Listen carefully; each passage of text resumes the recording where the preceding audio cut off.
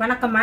இன்னைக்கு பாக்கியலட்சுமி சமையலறையிலேருந்து இந்த பலாப்பழத்தை வச்சு ஒரு பணியாரம் செய்யலான் இருக்கேன். அது எப்படி செய்யலாங்கிறத பார்ப்போம். இப்போ இட்லி மாவில் இந்த பலாப்பழமெல்லாம் சேர்த்து மிக்ஸ் பண்ணிக்கிடுவோம்.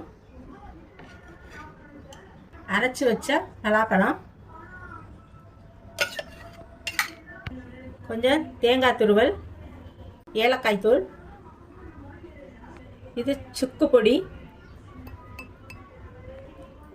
இது வெல்லம் பாகு,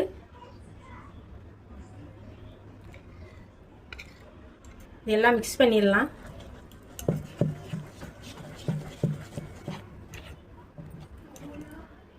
நல்லா மிக்ஸ் ஆயிடுச்சு. எண்ணெயில் தாம்மா செய்கிறேன். இதை வந்து நெய்யிலையும் செய்யலாம், நம்ம விருப்பம்தான். இனிப்பும் நமக்கு தேவையான அளவு இனிப்பும் சேர்த்துக்கலாம். வெறும் பழமாவே தானே சாப்பிட்றோம். இந்த மாதிரியும் செஞ்சு கொடுத்தா பிள்ளைங்கள்லாம் சாப்பிடுவாங்க விரும்பி. அது மட்டும் இல்லை, நம்ம குழந்தைங்க வந்து இந்த வாசனையும் சில பிள்ளைங்களுக்கு பிடிக்காது. அதனால இந்த மாதிரி செஞ்சு கொடுத்தா அவங்களுக்கு பிடிக்கும், சாப்பிடுவாங்க. எண்ணெய் காஞ்சிருச்சு. இப்போ மாவு குழியில் ஊற்றிடலாம்.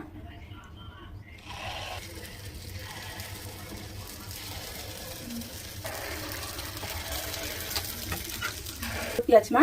இப்போ இதை டெக்கரேஷனுக்காக இதை மேலே கொஞ்சம் கொஞ்சம் இந்த பழம் வச்சுக்கலாம். இப்போ வெந்துருச்சு. இப்போ திருப்பி பார்த்துடலாம். ரெண்டு பக்கமும் வேக வச்சு இப்போ எடுக்க போகிறேன். இப்போ பாருங்கள். சேஃபாக வரலையே அப்படின்னு நினைக்க வேண்டாம். நல்லா இருக்கும். டேஸ்ட் ரொம்பவே நல்லா இருக்கும். எல்லாம் சேர்த்துருக்கிறதுனால அது அப்படிதான் அடி பிடிக்குமா, அதனால கவலைப்பட வேண்டாம். டேஸ்ட் ரொம்பவே நல்லா இருக்கும். இந்த மாதிரி செஞ்சு சாப்பிடுங்க. பலாப்பழத்தை நல்லா இருக்கும். பாருங்கம்மா, பலாப்பழத்துலேருந்து பணியாரம் சுட்டு எடுத்தாச்சு. இந்த மாதிரி செஞ்சு நீங்களும் சாப்பிடுங்க, நல்லா இருக்கும். அம்மாவுக்கு சப்ஸ்கிரைப் பண்ணுங்க. அடுத்த ஒரு வீடியோவில் சந்திப்போம். நன்றி, வணக்கம்.